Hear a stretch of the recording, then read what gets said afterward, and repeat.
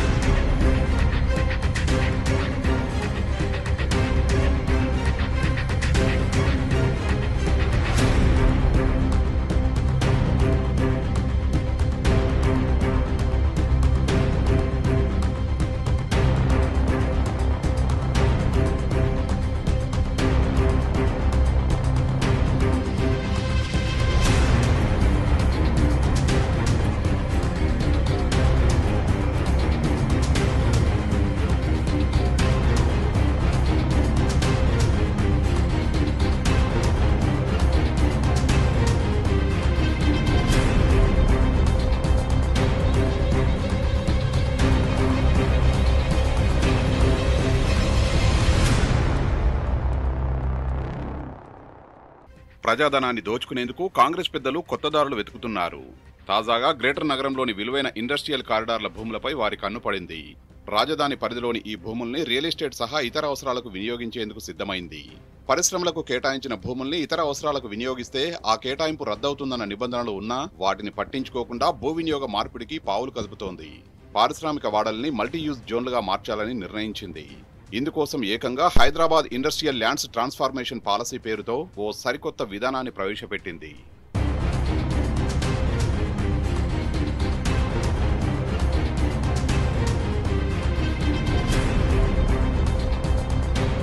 పెట్టుబడులు పరిశ్రమలు రావాలనే లక్ష్యంతో 50-60 ఏళ్ల కిందట ప్రభుత్వం సబ్సిడీ ధరలకు పరిశ్రమలకు భూముల్ని కేటాయించింది. దీంతో అప్పట్లో నగర శివారు ప్రాంతాలుగా ఉన్న 22 చోట్ల పారిశ్రామిక వాడలు ఏర్పడ్డాయి. కాలక్రమంలో నగరం వేగంగా విస్తరించడంతో అప్పట్లో శివారు ప్రాంతాలుగా ఉన్న పారిశ్రామిక వాడల చుట్టూ ఇప్పుడు జనావాసాలు ఏర్పడ్డాయి.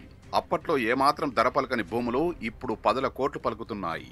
గతంలో పరిశ్రమల కోసం తీసుకున్న భూముల్లో చాలా వరకు ప్రస్తుతం ఖాళీగా ఉన్నాయి. టెక్నాలజీ మారడం వల్ల చాలా పరిశ్రమలు కాయిలా పడగా అనేక పరిశ్రమలు మార్కెట్ పోటీని తట్టుకోలేక మూతబడ్డాయి. దీంతో పాటు ఔటర్ రింగ్ రోడ్డు లోపల ఉన్న పారిశ్రామిక వాడలను ఔటర్ వెలుపలికి తరలించాలని గతంలో ప్రభుత్వం నిర్ణయించింది.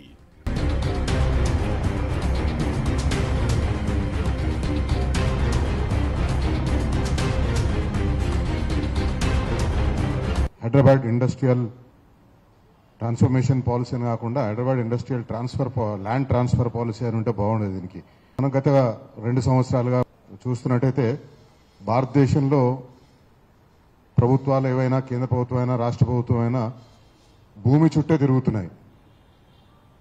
ధారావిలో అదానికి ఇచ్చిన భూమికి సంబంధించి కానివ్వండి, లేకపోతే గుజరాత్లో అంబానీకి సంబంధించిన వనతారకి ఇచ్చిన భూములు కానివ్వండి, హైదరాబాద్లో 4 సిటీ పేరుతో జరుగుతున్నది, హైదరాబాద్ సెంట్రల్ యూనివర్సిటీ భూముల పేరుతో జరుగుతున్నది, హైడ్రా పేరుతో జరుగుతున్నది, ఇప్పుడు తాజాగా హిల్ట్ పేరుతో జరుగుతున్నది.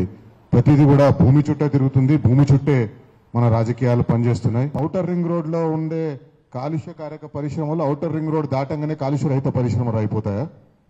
ఎందుకు మరి ఈ పరిశ్రమల్ని బయటికి పంపించేస్తున్నారంటే ఆ పరిశ్రమల వద్ద ఉన్న విలువైన భూములు, ఆ భూములను ఏ రకంగా పరిశ్రమలకు ట్రాన్స్ఫర్ చేసే పేరుతోటి ప్రైవేట్ వ్యక్తులు కొట్టేయొచ్చు అనే చూస్తున్నారు. అదే ఖచ్చితంగా అక్కడ మనకు కనిపిస్తుంది. పనిచేస్తున్న పరిశ్రమలు, మూతపడ్డ పరిశ్రమల్లో పనిచేస్తున్న కార్మికులు వాళ్ళ చెమట దారపోసి, వాళ్ళ రక్తం దారపోసి, వాళ్ళ జీవితాన్ని మొత్తం దారపోసి ఆ పరిశ్రమ పనిచేస్తున్న కోసం పనిచేసిన వాళ్ళు ఆ పరిశ్రమ ఇక్కడ నుంచి తరలిపోతున్నప్పుడు ఆ పరిశ్రమ పేరు మీద ప్రభుత్వం దగ్గర వాళ్ళు చౌకగా కొట్టేసిన భూమిని ఆ పరిశ్రమలో పనిచేస్తున్న ఉద్యోగులకు కానీ, ఆ ఉద్యోగుల కుటుంబాలకు కానీ ఎందుకు ఆ భూమిపై హక్కు ఇవ్వకూడదు? ఎక్కడైతే ఉద్యోగులుగా పనిచేసిండ్రో, ఎక్కడైతే వాళ్ళ జీవితాన్ని సర్వస్వం దారపోసిండ్రో, ఇల్లు కూడా లేని కార్మికుల కోసం అదే భూమిలో ఇల్లు కట్టిస్తామని మీరు ఎందుకు చెప్తలేరు? కాబట్టి ఇది చాలా దుర్మార్గమైన ఆలోచన. ఖచ్చితంగా ఇది ప్రభుత్వానికి సంబంధించిన భూములు. ఈ ప్రభుత్వానికి సంబంధించిన భూముల్ని మనం కాపాడుకోవాలి. ఈ మేరకు ఔటర్ వెలుపల పలు పారిశ్రామిక వాడల్ని ఏర్పాటు చేసి నగరంలోని పరిశ్రమలకు సబ్సిడీ ధరలకు అక్కడ భూములు కేటాయించారు. ఇలా నగరంలోని పారిశ్రామిక వాడలకు చెందిన వేలాది ఎకరాలు ఖాళీగా ఉన్నాయి. ఇప్పుడు ఈ భూములపై ప్రభుత్వం దృష్టి పడింది. ఈ భూములను మల్టీయూజ్ జోన్లుగా మార్చాలని నిర్ణయం తీసుకుంది. సబ్సిడీ ధరలకు కేటాయించిన భూములను లీజు పూర్తయిన తర్వాత ప్రభుత్వం తిరిగి స్వాధీనం చేసుకోవడమో లేదా బహిరంగ మార్కెట్ ధర ప్రకారం వారి వద్ద ధర వసూలు చేసి వారికి యాజమాన్య హక్కులు కల్పించడమో చేయాలి. కానీ కాంగ్రెస్ ప్రభుత్వం హిల్టు పాలసీలో భాగంగా రిజిస్ట్రేషన్ విలువలో 30% ఫీజుగా వసూలు చేసి వారికి భూ వినియోగ మార్పిడి అనుమతులు ఇవ్వాలని నిర్ణయించింది.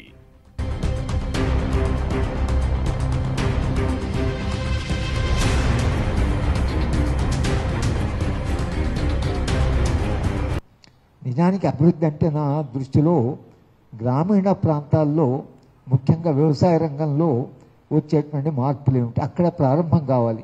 పారిశ్రామిక పాలసీ ఏమిటి, అసలు ఎంప్లాయ్మెంట్ పాలసీతో లింక్ కావాలి కదా. పరిశ్రమలు ఎలా ఉన్నాయంటే చాలా అహంకారంగా ఉన్నాయి. వాళ్ళే పాలసీని డిక్టేట్ చేస్తున్నారు కానీ ప్రభుత్వం షరతులు పెట్టే పరిస్థితిలో లేదు. ఈ పారిశ్రామికీకరణ వలన దెబ్బతిన్న దేశాలు చాలా ఉన్నాయి.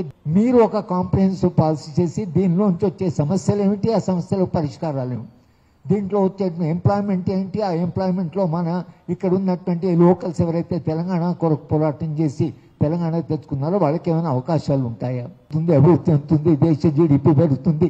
జీడిపి పెరగడం కాదు కదా, మనిషి జీవితం ఏమైంది, మనిషి జీవన ప్రమాణాలు ఏమైనాయి, మనిషి అంత ఆరోగ్యంగా ఉన్నాడు.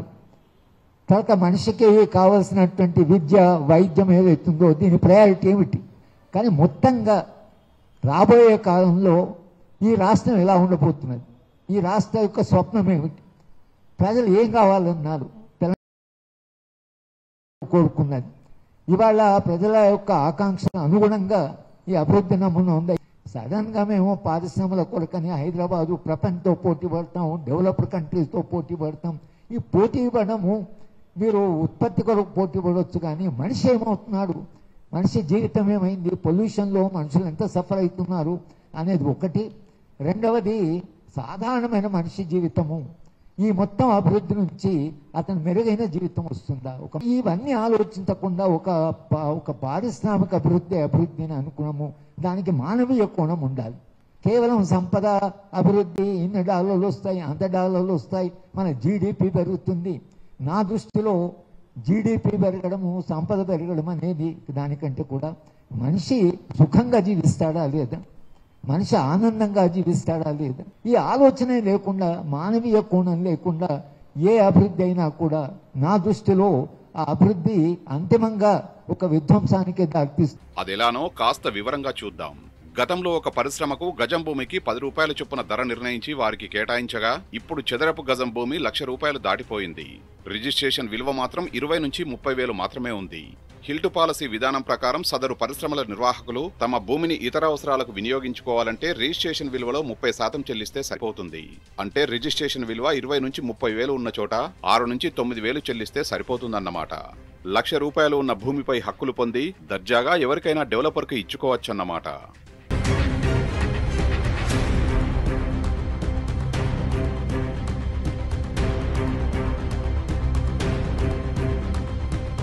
కేసీఆర్ ఆయన ఫార్మాసిటీ బయట తీసుకెళ్లి పెట్టారు, కొన్ని వేల ఎకరాలు సేకరించి దాన్ని పెట్టారు.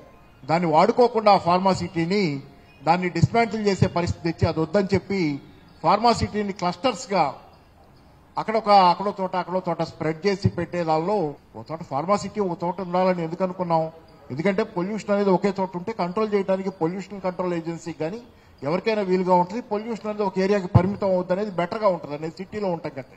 దాన్ని డిస్మాంటిల్ చేసి అక్కడక్కడ పెడతామని చెప్పి లగచర్లో పోయి అంత ఒక రకమైన జులువే చేశారు కదా అక్కడ లగచర్లో. దీని మీద మరి ఇప్పుడు ఇంత పొల్యూషన్ మీద అంత శ్రద్ధ ఉండి పరిశ్రమలు అందుకే తరలిస్తుంటే ఇవన్నీ ఎందుకు జరిగినాయి, ఫార్మాసిటీని ఎందుకు చేశారు. కోర్టులో మాత్రం ఫార్మాసిటీ అక్కడ ఉంటుందని చెప్పారు, ఫార్మాసిటీ పోద్దని చెప్పాలా కోర్టు అడిగినప్పుడు. కోర్టులో మాత్రం ఇదే చెప్పింది, గవర్నమెంట్ ఉంటుందని చెప్పింది. But still why are you doing the things that are otherwise. అట్లయితే ఎన్నో ఈ ఏమాత్రం పొల్యూషన్ మీద శ్రద్ధ లేకుండా పొల్యూషన్ కారకమైనటువంటి పనులు చేస్తున్నటువంటి వ్యవహారం నడుపుతారు. రెండో పక్కన పొల్యూషన్ అంటే ఎట్లా ఉందంటే తాటి చెట్టు ఎందుకు ఎక్కుతున్నాం అంటే దూడమేత కోసం అని చెప్పిన కథలాగా ఉంది తప్పితే నిజంగా వీళ్ళు పొల్యూషన్ ని కంట్రోల్ చేయడానికి ఇక్కడి నుంచి తరలిస్తున్నటువంటి ఇది లేదు. మీరు నిజంగా అంత వాల్యూ ఉన్న భూమిని ఇంత తక్కువగా అమ్మి మీకు రెవెన్యూ కోసం చేస్తున్నాం అంటే ఎట్లా నమ్మాలి. 6 లక్షల కోట్ల దాకా వాల్యూ ఉన్న భూమిని 5,000 కోట్లకు అమ్మి నా రెవెన్యూ కోసం అంటే ఇది ఎలా నమ్ముతారు? అమరావతిలో సింగపూరే కనపడుతుంది, ఫ్యూచర్ సిటీలో సింగపూరే కనపడుతుంది. ఆ ఫ్యూచర్ సిటీ టు అమరావతి ఒక ఎక్స్ప్రెస్ వే వస్తుందంట. ఎవరికి ఉపయోగం? తెలంగాణకి ఏం అవసరం? అమరావతికి రోడ్డు వేసుకోవాల్సిన అవసరం తెలంగాణకు అవసరం ఏముంది? అమరావతికి లబ్ధి చేకూరుతుంది దానివల్ల. ఉన్న హైదరాబాద్ సిటీని వదిలిపెట్టి ఫ్యూచర్ సిటీ ఇండస్ట్రీస్ అంటే వాట్ ఆర్ యూ డూయింగ్? ఇది అది కూడా స్కామే. నా ఉద్దేశంలో ఫ్యూచర్ సిటీ కూడా పెద్ద స్కామ్. రేవంత్ రెడ్డి, చంద్రబాబు లింకు ప్రపంచ బ్యాంకు, ఇదే స్పష్టంగా కనపడుతుంది. ఇది పబ్లిక్ భూమి. సిబిఐ విచారణ జరగాలి. అసెంబ్లీ సమావేశం కోసం ప్రతిపక్షాలను డిమాండ్ చేయాలి. పాలకపక్షం అర్జెంటుగా అసెంబ్లీ సమావేశం పెట్టి దీన్ని చర్చించాలి. జీహెచ్ఎంసీ హెచ్ఎండిఏ పరిధిలో ఎవరైనా లేఅవుట్లు, అపార్ట్మెంట్ల నిర్మాణానికి దరఖాస్తు చేసుకుంటే అధికారులు వారిని నానా ఇబ్బందులు పెడతారు. కొందరు ప్రైవేటు వ్యక్తులు ప్రభుత్వ ప్రతినిధులుగా చెలామణి అవుతూ పర్సంటేజీలు వసూలు చేస్తారు. ఓ అపార్ట్మెంట్ నిర్మించాలంటే చదరపు అడుగు చొప్పున డబ్బు గాని, ఫ్లాట్లు గాని సమర్పించుకుంటే తప్ప అనుమతులు రావడం లేదు. బిల్డర్లు, రియల్టర్ల నుంచి ఆర్ఆర్ ట్యాక్స్ వసూలు చేస్తున్నారనే ఆరోపణలు ఉండనే ఉన్నాయి. ఇలాంటి పరిస్థితుల్లో పరిశ్రమల భూముల్ని సులభంగా కన్వర్షన్ చేస్తారా? దీనికి కూడా ఖచ్చితంగా అన్ని స్థాయిల్లో పర్సంటేజీలు వసూలు చేస్తారని, 100 కోట్ల విలువైన భూముల్ని తమకు నచ్చిన వ్యక్తులకే అప్పగించేలా ఒప్పందాలు జరుగుతాయా? మొత్తంగా 1000 కోట్లు కొల్లగొట్టే పకడ్బందీ వ్యూహంతోనే హిల్టప్ ను తెరపైకి తెచ్చారా అంటే అవుననే అంటున్నారు నిపుణులు.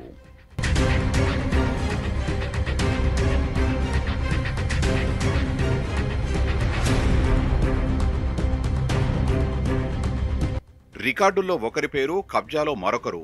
ఇటువంటి వాటి విషయంలో యాజమాన్య హక్కులపై స్పష్టత ఉండదు. కొందరు సబ్ లీజ్దారులు ఖాళీ చేయకుండా మొండికేయడంతో అసలు లీజ్దారులు న్యాయస్థానాలను ఆశ్రయించారు.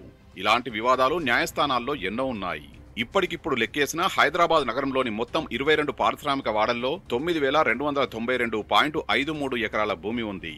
Nacharam, Mallapur, Cherlapally, Moulali, Uppal, Kukatpally, IP Jeedimetla, SVCIE Jeedimetla, IP Balanagar, TIE Balanagar, SVCIE Balanagar, IP Sanath Nagar, IP Medchal, Kushaiguda, CIE Gandhinagar, Patan Cheru, IDA Pashamylaram, Ramachandrapuram, Katedan, Hayath Nagar, stand alone ట్యాన్స్, చందూలాల్ బారాదరి పారిశ్రామిక వాడల్లో ఈ భూములున్నాయి. ఈ భూములనే మల్టీయూజ్ జోన్లుగా మార్చాలని రేవంత్ ప్రభుత్వం నిర్ణయించింది.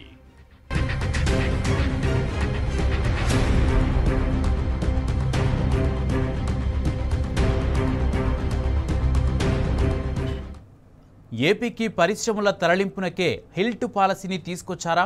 హైదరాబాద్ నుంచి 5,000 కంపెనీలు ఎందుకు వెనుదిరిగాయి? ఇండస్ట్రీలో 60% పైగా కంపెనీలు ఏపీ వాసుల చేతుల్లోనే ఉండటం, నూతన పరిశ్రమలకు ఏపీ చవకగా భూములు కేటాయిస్తుండడం, కొత్త పరిశ్రమల ఏర్పాటును కాంగ్రెస్ ప్రభుత్వం గాలికి వదిలేయటం, అసలు ఏం జరుగుతుంది రాష్ట్రంలో?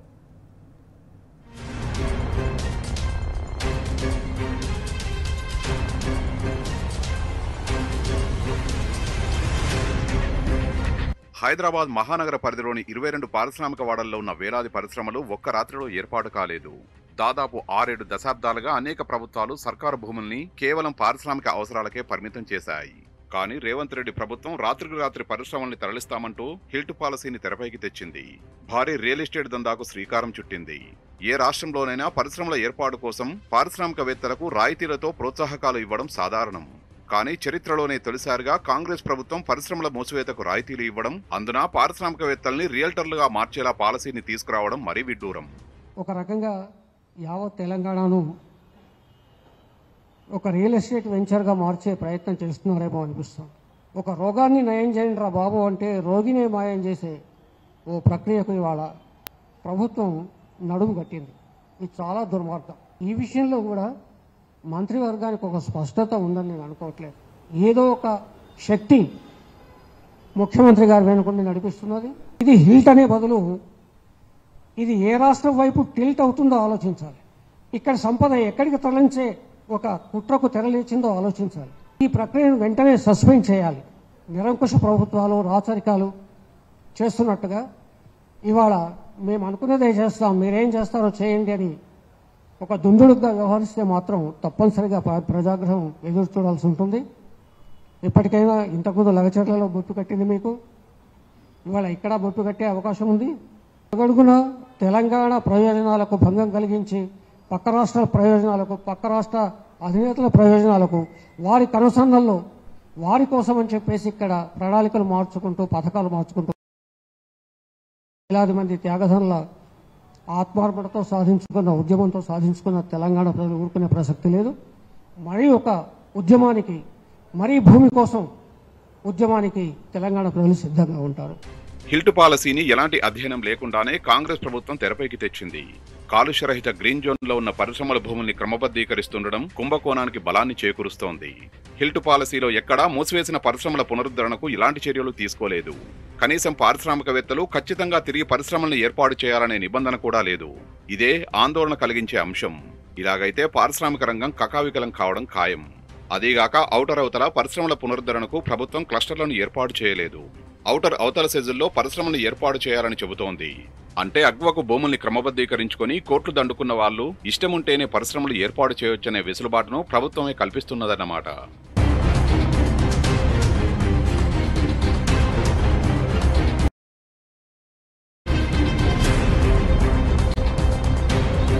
హైదరాబాద్ నగరంలోని పరిశ్రమలు దాదాపు 60% పైగా ఏపీకి చెందిన వారి చేతిలోనే ఉన్నాయి. ప్రభుత్వం నామమాత్రపు రేటుతో పరిశ్రమలకు భూముల్ని కేటాయిస్తోంది. ఈ మేరకు 22 పారిశ్రామిక వాడల్లో ఖాయిలా పరిశ్రమల యాజమానులు ఒక బృందంగా ఏర్పడి ఏపీ ప్రభుత్వంలోని ఒక కీలక నేతను కలిసినట్టు తెలిసింది. తాము ఏపీలో పరిశ్రమలు పెట్టాలంటే తాము హైదరాబాద్ పరిశ్రమల భూముల్ని రియల్ ఎస్టేట్ వ్యాపారం చేసుకునేలా వెసులుబాటు కల్పించాలని, ఆ లాభాలతో ఏపీలో పెట్టుబడులు పెడతామని వివరించినట్టు విశ్వసనీయంగా తెలిసింది. ఆ తర్వాతనే సదరు కీలక నేత లాబింగ్ చేసి హిల్ట్ పాలసీకి బీజం వేసినట్టు సమాచారం. అందుకే పాలసీ పెట్టే వరకు ఏ మంత్రికి దీనిపై పెద్దగా అవగాహన లేనట్టు ఇప్పటికే బయటకొచ్చింది. హిల్ట్ పాలసీ ఇది ప్రజాస్వామ్యయుతంగా ఆ శాఖ మంత్రికి సంపూర్ణంగా తెలిసి కూడా జరిగినట్టయితే కనిపించటం లేదు. హైదరాబాద్లో ఉన్నటువంటి 22 పారిశ్రామిక వాడలకు సంబంధించినటువంటి 9,292 ఎకరాల భూమికి సంబంధించినటువంటి అంశాన్ని వాళ్ళు ట్రాన్స్ఫర్ చేసుకోవచ్చు. టైటిల్ సంబంధించి యాజమాన్య హక్కు పూర్తిగా పొందొచ్చు. అది రియల్ ఎస్టేట్ చేసుకోవచ్చు. మొత్తం గంపగుత్తగా 2 జాతీయ పార్టీలు కలిసి, కాంగ్రెస్ అదేవిధంగా బీజేపీకి సంబంధించినటువంటి 2 పార్టీలు కలిసి హైదరాబాద్ మీదనే ఒక పెద్ద కుట్ర చేస్తున్నారనే ఒక అనుమానం మాత్రం కలుగుతుంది. ఈ హైదరాబాద్ ని టార్గెట్ చేయటంలో ఇక్కడున్న ప్రభుత్వము, ఇక్కడున్నటువంటి ముఖ్యమంత్రి పూర్తిగా సహకరిస్తుందనే విధంగా కనిపిస్తుంది. కేంద్రంలో ఉన్నటువంటి వాళ్ళు, పక్క రాష్ట్రానికి సంబంధించినటువంటి చంద్రబాబు నాయుడుకి సంబంధించినటువంటి మనుషులు, అదేవిధంగా రాష్ట్రంలో ఉన్నటువంటి వీళ్ళందరూ కలిసి హైదరాబాద్ ని దేశానికి అప్పగించే విధమైనటువంటి కుట్ర చేస్తున్నారు అనేది ఉన్నది. తెలంగాణ హైదరాబాదు ఆగమాగం అయ్యే పరిస్థితి ఉంది. ఒక 2 రాజకీయ నాయకుల స్వార్థం కోసం 5 లక్షల కోట్ల వాల్యూ ఉన్నటువంటి భూములను అగ్వకే అమ్మేసి, అగ్వకే ఇచ్చేసి వీళ్ళు వెనకంగా లక్షల కోట్లు వెనకేసుకునేటువంటి పరిశ్రమలకు తెలంగాణ వదులుకుంటుంటే ఏపీ ఒడిసి పట్టుకుంటోంది. హైదరాబాద్ చుట్టూ 10 నుంచి 20 కిలోమీటర్లు వెళ్లినా ఎకరా కనీసంగా 50 లక్షల నుంచి ₹1 కోటి ఉంటుంది. తెలంగాణలో కోట్లు పెట్టి భూములను కొత్త పరిశ్రమ ఏర్పాటుకు మరిన్ని కోట్లు పెట్టడం అనేక వ్యయ ప్రయాసాలతో కూడుకున్నదనే అభిప్రాయాన్ని పారిశ్రామికవేత్తలు వ్యక్తం చేస్తున్నట్లు తెలిసింది. వాస్తవానికి ప్రభుత్వం హిల్ట్ పాలసీని రూపొందించే సమయంలోనే ఇలాంటి పరిణామాలన్నింటినీ పరిగణలోకి తీసుకుని పరిశ్రమలు తరలిపోకుండా చర్యలు చేపట్టాల్సి ఉంటుంది. కానీ 1.5 ఏళ్ల మదనం చేశామని చెబుతున్న ప్రభుత్వ పెద్దలకు హిల్ట్ పాలసీతో చోటు చేసుకునే పరిణామాలు తెలియనివి కావు. అయినప్పటికీ తెలంగాణ పారిశ్రామిక రంగాన్ని కాపాడేందుకు ఎలాంటి చర్యలు తీసుకోలేదంటే ఏపీకి పరిశ్రమల తరలింపు కుట్ర కాకపోతే ఇంకేమవుతుంది?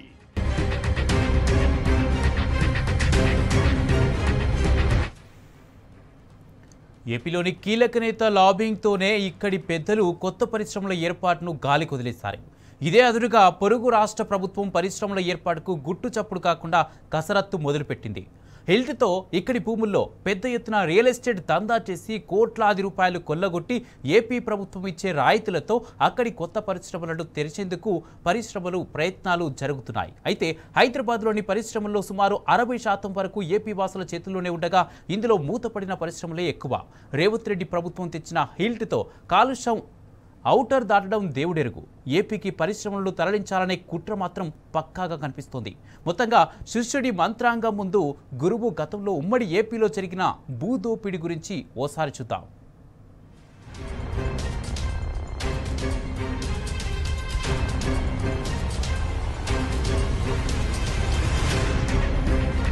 నిజాం కాలంలో భాగ్యనగరం నిండా పరిశ్రమలే. హైదరాబాద్ రాజ్యంలో జరిగిన పారిశ్రామికీకరణను 3 దశలుగా చూస్తే మొదటి దశ సాలార్ జంగ్ 1 దివాన్గా ఉన్న 1870లో మొదలై 1919 వరకు, అంటే మొదటి ప్రపంచ యుద్ధం ముగిసే వరకు. రెండో దశను 1919లో మొదలై 1939లో, అంటే 2 ప్రపంచ యుద్ధాల మధ్య కాలం వరకు. మూడో దశను 1939 నుంచి నిజాం పాలన అంతమయ్యే వరకు కొనసాగింది. ఈ 3 దశల్ని హైదరాబాద్ రాజ్య పారిశ్రామికీకరణలో ఐటీఎఫ్ అంటే ఇండస్ట్రియల్ ట్రస్ట్ ఫండ్ చేసే ఆర్థిక మౌలిక సదుపాయాల కల్పనలతో విభజించాలి.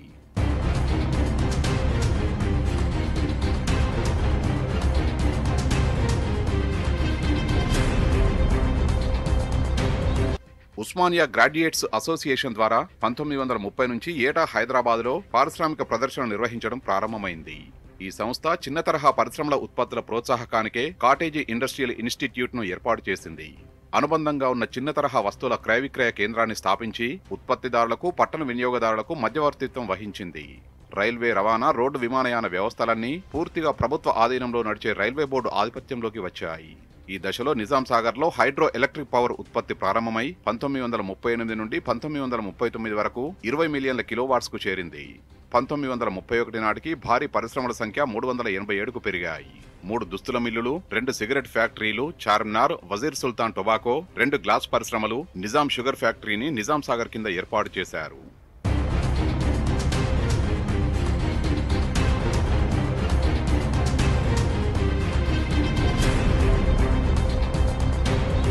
ఏడో నిజాం మీర్ ఉస్మాన్ అలీఖాన్ హయాంలో పారిశ్రామిక విధానంలో పెను మార్పులొచ్చాయి. ఈయన కాలంలో ఎన్నో పరిశ్రమలు ఏర్పాటయ్యాయి.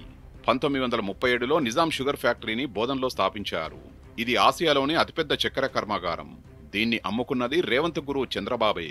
చంద్రబాబు ముఖ్యమంత్రిగా ఉన్న కాలంలో 32,000 ఎకరాలు ఉన్న నిజాం షుగర్ ఫ్యాక్టరీని గోకరాజుకు 169 కోట్లకు అమ్మాడు.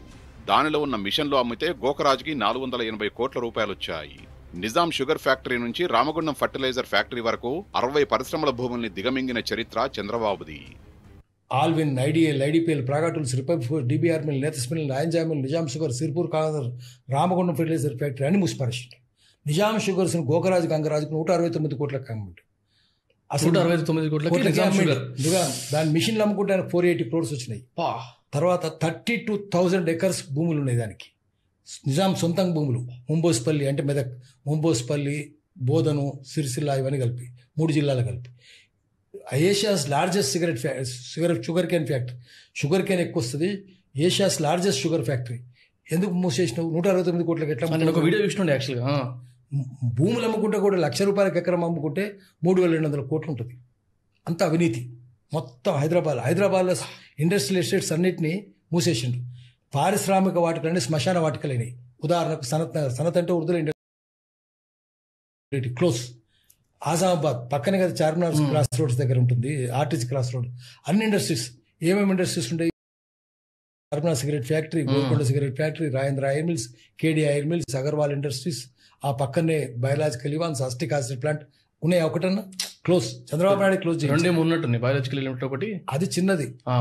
అది కూడా అయిపోయింది. ఇప్పుడు చార్మినార్ ఫ్యాక్టరీ నడుస్తుంది కదా. చిన్నది ఏడుంది cigarette. Charminar cigarette was more popular than Charminar monument. Where is it now? లేదు అసలు. గోల్కొండ ఏడుంది? లేదు. ఒక సీతారాం యేచూరి ఒకటే చార్మినార్ రాయటోడు, కొంతమంది తెలుసు. అది చిన్నది. ఎంత పెద్ద ఫ్యాక్టరీ. బద్రి విశాల్ పిత్తి మార్వాడి ఆయన స్వయంగా ప్రెసిడెంట్ గా పోటీ చేసిండు. ఆయన చాలా పెద్ద కోటీశ్వరుడు. ఆయన రిచ్ మ్యాన్, రాజాసాబ్ అనే వాళ్ళు. అంటే ఎంత పెద్ద ఫ్యాక్టరీ అయితే పోటీ చేస్తారు ఆయన, బద్రి విశాల్ పిత్తి. ఆయన అది కూడా లేదు.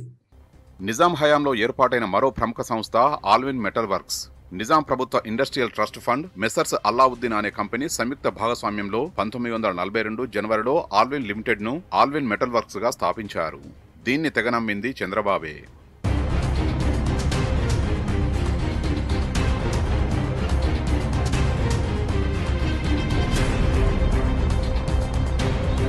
ఇక సికింద్రాబాద్లోని కవాడిగూడలో యంత్రాల పనిముట్లు తయారు చేసే ఉద్దేశంతో 1942 మేలో ప్రాగా టూల్స్ కార్పొరేషన్ స్థాపించారు. ఈ సంస్థను ప్రాగా టూల్స్ లిమిటెడ్ గా మార్పు చేసి 1962లో డిఫెన్స్ మినిస్టరీకి అప్పగించారు. దీన్ని దిగమింగింది చంద్రబాబు సర్కారే. –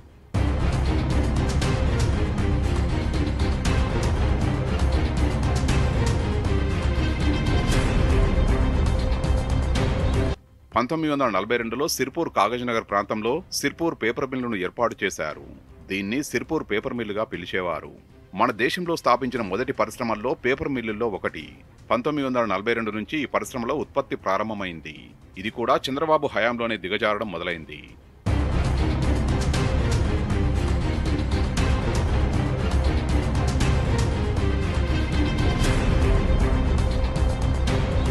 హైదరాబాద్ రాచరిక రాజ్యంలో 1946 జూన్ 17న ప్రారంభమై సిమెంట్ రేకులు లేదా షీట్స్ ఉత్పత్తిని ప్రారంభించింది హైదరాబాద్ ఆస్బెస్టాస్ కంపెనీ. దీన్నే తర్వాత కాలంలో హైదరాబాద్ ఆస్బెస్టాస్ గా పిలుస్తున్నారు. దీనికి సంబంధించిన వందలాది ఎకరాల్ని మాయం చేసింది కూడా చంద్రబాబు గవర్నమెంటే.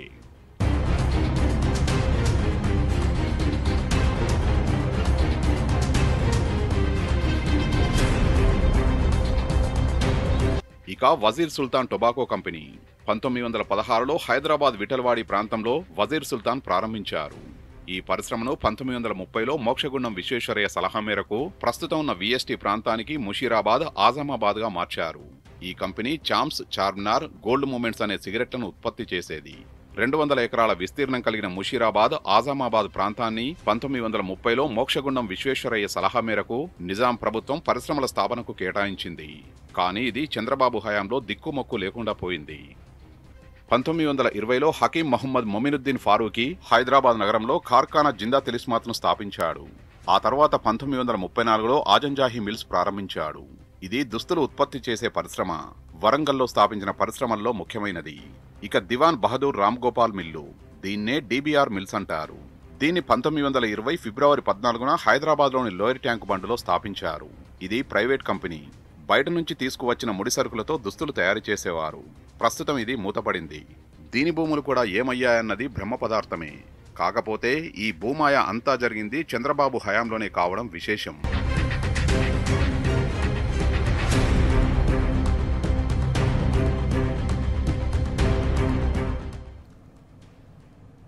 ఇలా గురువు బాటలోనే నడుస్తున్న శిష్యుడు రేవంత్ హైదరాబాద్లో మరోసారి భూపందరానికి తెరతీశాడు. హిల్ట్ పాలసీ అంటూ కొత్తదేదో తీసుకొచ్చి 5 లక్షల కోట్ల రూపాయలను దిగమింగే ఆలోచన చేస్తున్నాడు. ఇదే ఇప్పుడు తెలంగాణలో సంచలనంగా మారింది. కేవలం గురుదక్షిణ చెల్లించాలన్న ఆలోచనతోనే రేవంత్ రెడ్డి, చంద్రబాబు ఇద్దరు కలిసి ఆడుతున్న భూ నాటకాన్ని కాంగ్రెస్ ప్రభుత్వంతో చాలా తెలివిగా రక్తి కట్టిస్తోంది. దీనిపైన ఇప్పుడు రాజకీయ రచ్చ జరుగుతోంది. తెలంగాణ రాజకీయం సెగలు పొగలు కక్కుతోంది. గులాబీ సైన్యం కూడా కత్తులు కటార్లు పట్టుకొని రేవంత్ సర్కారు మీద దండయాత్ర చేస్తుంది. ఇది ఇవాల్టి స్పెషల్ ఫోకస్. నమస్తే.